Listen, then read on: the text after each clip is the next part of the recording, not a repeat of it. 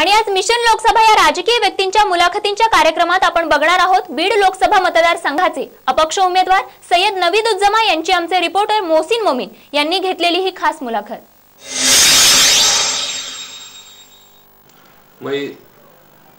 मैं सैयद नवीदुज्जमा फखरुज्जमा बीड लोकसभा मतदार संघ से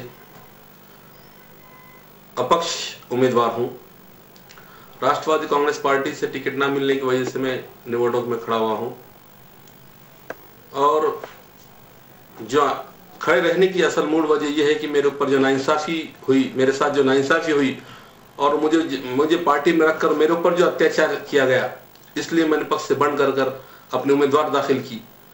और असल में राष्ट्रवादी कांग्रेस पार्टी का उम्मीदवार मैं ही होना चाहिए, क्योंकि सुरेश धस ऑलरेडी एमएलए है, मंत्री है और 12 साल वो लोग बीजेपी में गोपीनाथ राव मुंडे के साथ काम किए भी है, इसलिए पार्टी का सच्चा और सही कार्यकर्ता मैं ही हूं।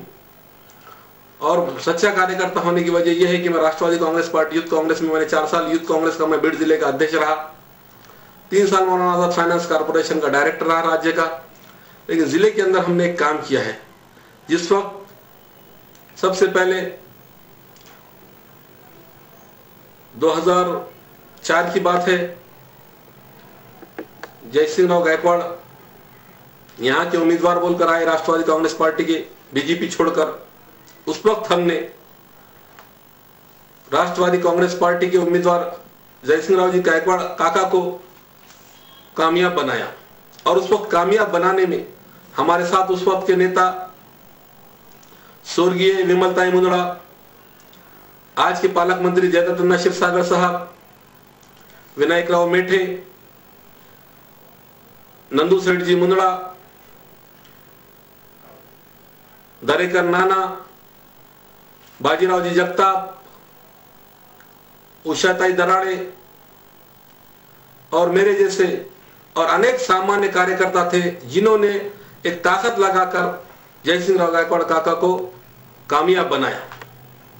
उस वक्त जो आज राष्ट्रवादी के चेहरे दिख रहे, प्रकाश दादा सुड़ुम के, सुरेश धस साहब, अमर सिंह पंडित, धनंजय मुंडे,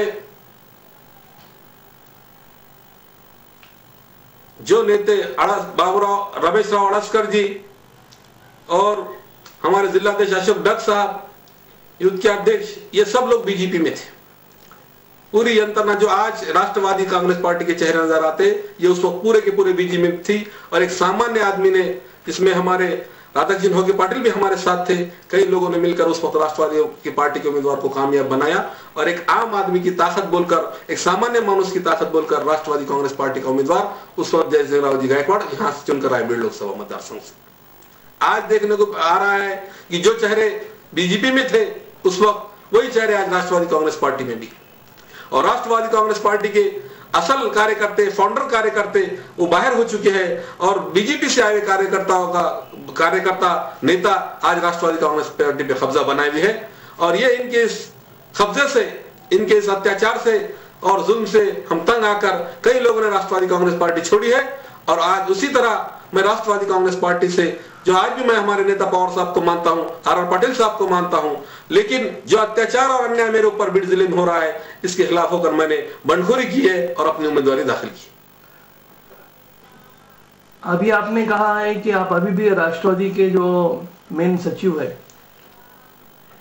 अध्यक्ष साहब, जिसका आपने शरद पवार जी, आप उनको मानते हैं, तो फिर और आपकी कभी न्यूज़ेस में, अखबारों में आपकी तस्वीरें देखने को मिली है, अजीत दादा के साथ देखने को मिली है, फिर उन्होंने आपके बारे में सोचा क्यों नहीं? इसकी वजह क्या है? जबकि आपका ये कहना है कि बीजेपी से आए हुए कार्यकर्ताओं को आपके पास जगह मिली और आप जैसे ओल्ड नेताओं को वहां से बाजू सरकाया गया, इसकी वजह क्या थी? इसकी वजह यही है कि जो बड़े नेता है वो राष्ट्रीय नेता है और राष्ट्रीय नेता जो होने, हाँ, मेरे संबंध है, मुझे वो चाहते हैं, मैं भी उनको चाहता हूं, क्योंकि पवार साहब ने जो शेतकरी के लिए काम किया है वो शायद ही कोई और नेता कर सका न और कर सकेगा।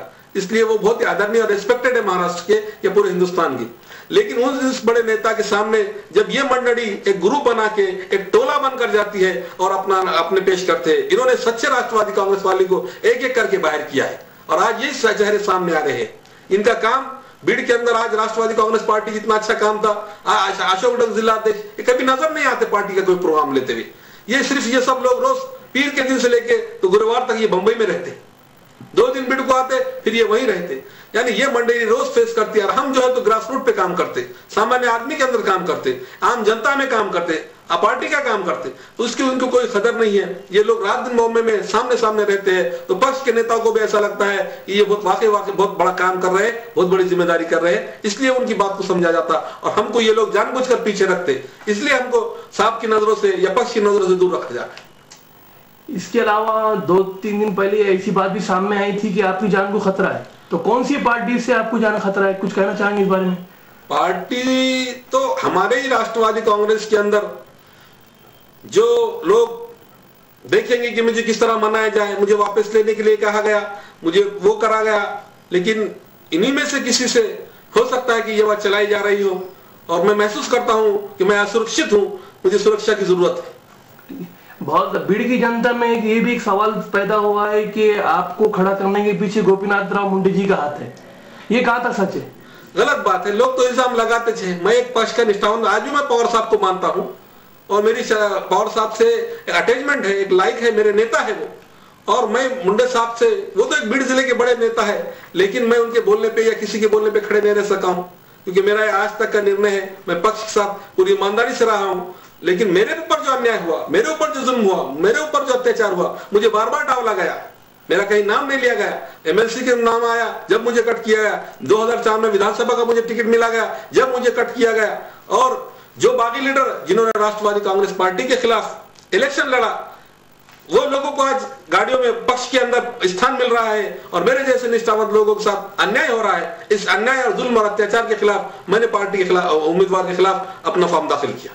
बीड़ की जनता को आप क्या आह्वान देना चाहोगे? मैं बीड़ की जनता को यह आह्वान दूंगा कि असल राष्ट्रवादी कांग्रेस पार्टी का या असल सामान्य आदमी का मैं उम्मीदवार हूं, एक गरीब आदमी का मैं उम्मीदवार हूं। ये बड़े बड़े लोग हैं और इनकी बड़ी बड़ी सत्ता है कि आज हजारों और लाखों रुपए खर्च कर रहे हैं और लोगों को लुभा रहे हैं। मैं आवाम के बीच जाऊंगा, आवाम के मसाइल को हल करूंगा, उनके जो मूलभूत प्रश्न है उसके ऊपर मैं उनकी सेवा करूंगा।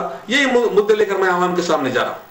इन फ्यूचर में सी क्या गारंटी कि आप राष्ट्रवादी फिर ज्वाइन नहीं करोगे?